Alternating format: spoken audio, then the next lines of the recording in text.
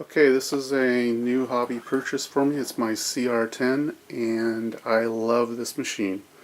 It is a heck of a lot of fun, but there are some setup issues and I'm not sure that you get that from the some of the reviewers, and although all the information's out there, you'll read all the issues that you can encounter, but probably optimistic to say in 1 or 2 hours you're printing, but it will print and it will print okay as is.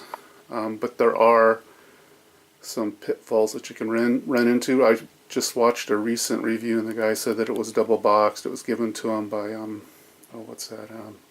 There's a company that's giving these things out and selling them. Same people I bought this one from. And his box was double boxed. Mine was not double boxed when it arrived. His box had no damage. Mine had slight damage, but I don't think damage that made a difference. It didn't look like it had taken any hellacious blows or anything like that. Went together pretty well, but I would advise you to check absolutely every screw on this. Certainly some were tight, some were loose, some were not square. This thing still has a little bit of a wobble.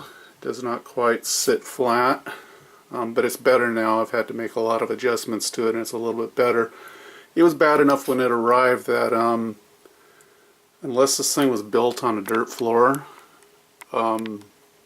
absolutely for sure the guy packaging it, putting it together, knew that it was wobbling badly. The hot plate, I insulated it with some this stuff that you can get at any plumbing supply. It sticks on it just fine. The plate will actually maintain, in my room, normal house temperature. 98 it struggles for, 98 degrees Celsius, but 90 no problem. Takes a while to get there though. No sagging, the stuff isn't trying to fall off on the bottom. I did a double layer right here, that's why it looks uneven, it's not falling. The plate itself, the build plate itself, is not real flat. If you stick an edge to it, you'll see that it does roll or pull a little bit. I'm using a mirror on the top, just an architectural mirror. It's, it's $10 for 6 of them. It works perfectly. The stuff that came with it, it's not flat on the bottom, it's not flat on the top. Sticking tape under it onto the hotbed to kind of shim it up doesn't work. It's roly-poly.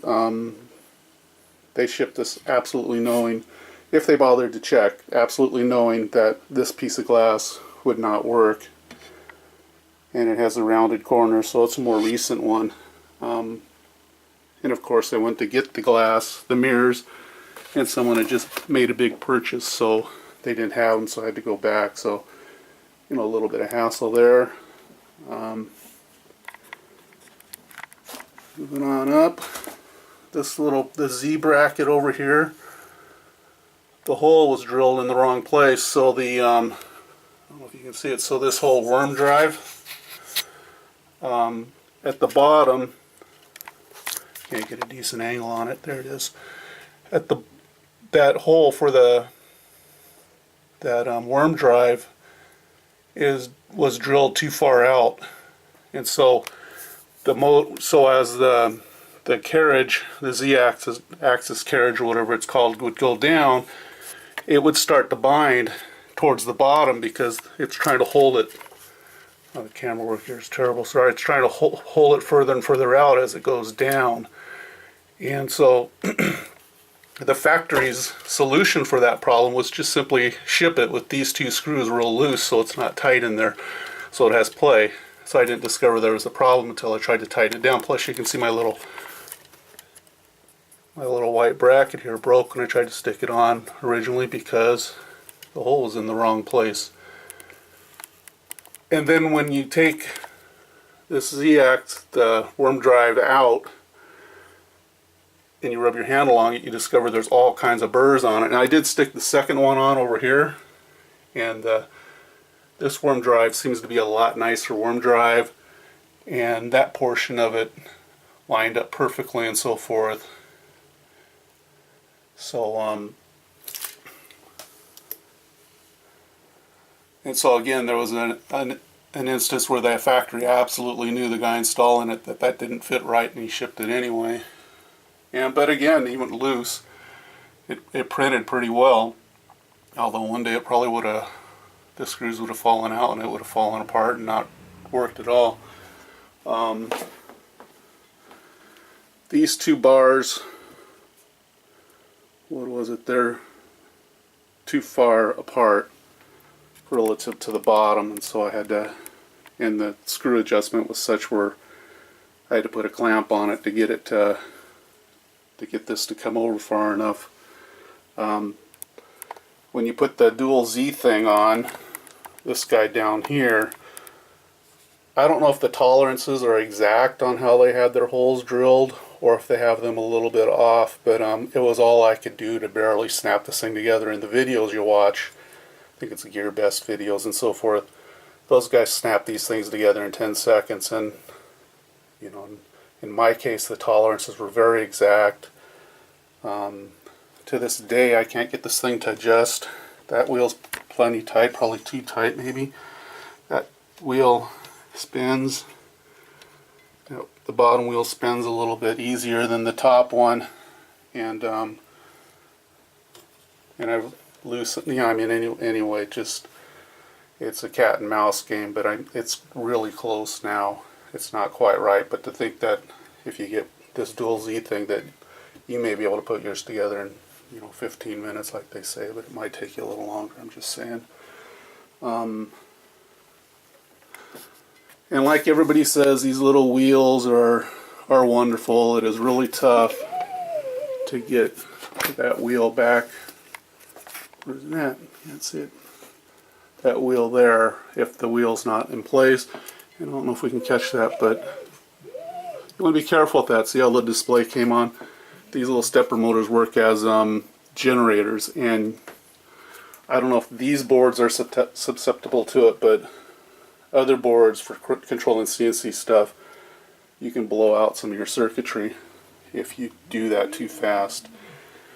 This is a newer one. I've only had it for a month or a month and a half, and it did not come with the strain relief. The recent video I watched just last night, that I'm guessing from when the video was made, he may have gotten his a couple of weeks after mine, where they gave him one. His had an injected molded part.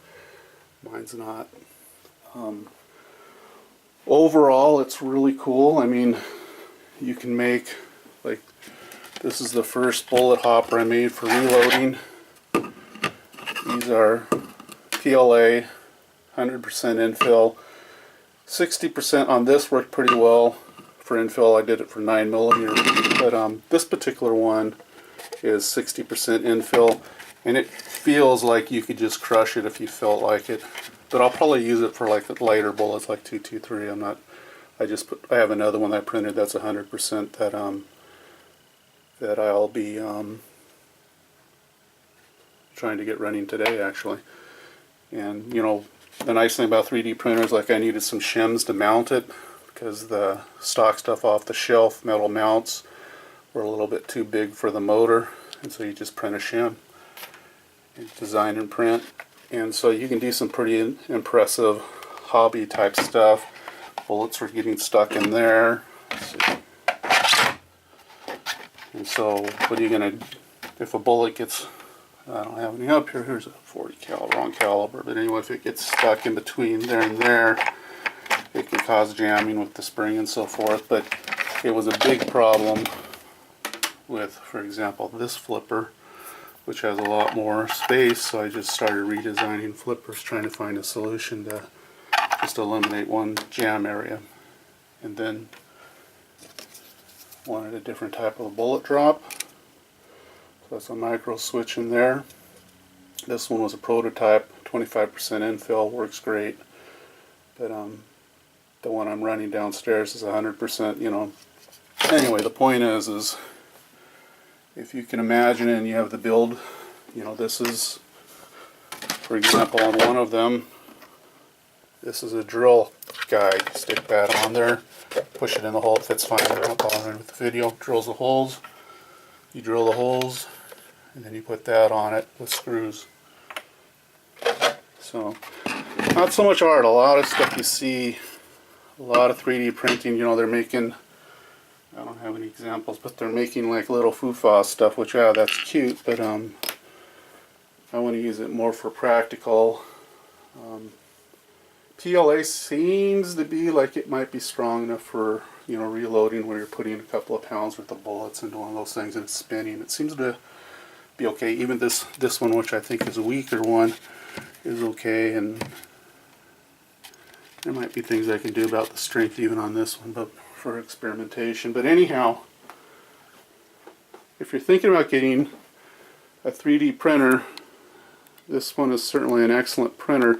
Even when well, you know, the mirror made all the difference in the world because it's flat glass. I mean, it kind of makes you wonder if I can buy 6 of those mirrors for $10 in the U.S. How much did one piece of cut glass in China cost? You know, 25 cents. I don't know, but I guess what I'm saying here is that for sure they're going to ship things that they know aren't quite right. But even though once I had this mirror on this thing, it printed pretty much fine, and then there was other things that just bothered you, like, you know, this wasn't quite at a 90-degree angle, and when I stuck this bracket on, now it became really hard to get at a 90-degree angle because it was binding between there, and that had a lot to do with the distances between here were not consistent from top to bottom, and it was a struggle to get that to move over a little bit to compensate for most of that. But overall, it's a fantastic machine, but don't think that on this particular one that you're going to have to, that you won't have to do some tweaking and playing with it, despite what the viewers or the people on YouTube that are getting these things for free are telling you. You do need to screw with it a little bit to get it going just right. The cords you'll see in the videos, these cords are ridiculously short. I mean, if you have this carriage ran all the way to the top, this thing's going to want to start leaning like that on it. And that's even if you cut all the tie wraps. If you cut all these tie wraps and let it, you know, fully extend out where there is no strain relief whatsoever, these things are pretty wimpy. And I'm sure one of the reasons why the cabling is so short is because they're using little itty bitty ribbon wire, and the motors are a serious load for this little wire, and the motors are doing work, and so a lot of current is flowing, and apparently they didn't think that they had the overhead to give you an extra 3 inches, which would have made all the difference in the world. Or maybe the very newer model, the one that's a little bit bigger build volume, this one is 300 by 300 by, yours have to be like 395 or something. Maybe they've done something about that, but expect that, like with any tool, that you're going to be constantly making sure that it's pulling freely, that there's not too much wiggle in the top, that things seem to slide from point A to point B nice and smooth, and that you're keeping your wheels reasonably tight, and, you know, just regular maintenance that in the real world, when you're seeing a video of a machine running when you're in high school, in the real world there's someone maintaining that machine that knows all the ins and outs. It's not just watching the parts pop out of it. You're constantly making adjustments and so on and so forth. Oh, the power supply, this thing in here, not the power supply but the control unit. My first print was like 9 hours long, and after that 9-hour print, one of the fans kind of bit the dust, and now it makes just a horrible, it sounds like the hub on it is spinning loose or something. So I'm going to have to replace the 2 fans inside of it. So yeah, it's a great deal, but you are going to have to get into this thing and replace the fans. Make sure the screws are tight while you're in there. And probably only need to replace 2 of the fans. You probably don't want to touch the fan that's inside the power supply. Probably don't want to mess with that one at all. It's probably a decent quality fan too, because that was out of Creality's control. Probably they bought a power supply, they didn't spec what kind of a fan would be in the power supply. That's up to that manufacturer. So super loud. I mean, really ridiculously loud. Not so bad if that one fan wasn't doing its whatever it started to do after that 9-hour print, but I mean, just ridiculously grating type noise. So it has to be replaced at some point, which is another cost. Getting the glass and the bother of going to get the stuff, that's another cost. You know, constantly tweaking it. But now it's to the point where it's pretty good. I'll probably get the dampener for this motor and I guess it's this guy right here, you know, because I actually do sit close by in here when this thing's printing a lot of times. And that's pretty much my experience with this guy. Again, I really like it. It's a lot of fun, but take the reviewers that are getting the free stuff with somewhat of a grain of salt, as far as maybe they're getting select units or so forth. Maybe they're getting units that have a check mark somewhere in the box saying, hey, this one put together really perfect and everything was nice and square and so forth. Send this one out for review. I don't know, but this one certainly has had a fair amount of issues that needed to be addressed. Oh, what else is there? Is there any other little trivia? I'll probably make some sort of a cover for this because sometimes when I'm adjusting my bed height, I stick my... Or actually, when this thing goes to home and is going to print, I very often will go up under it and swipe, you know, the little thread of PLA. And sometimes, foolishly, my arm is sitting on this thing and it tries to take a little bit of skin, but that's no big deal. Really, a lot of fun. So thanks for watching, and if you get one of these, you'll really like it. Bye now.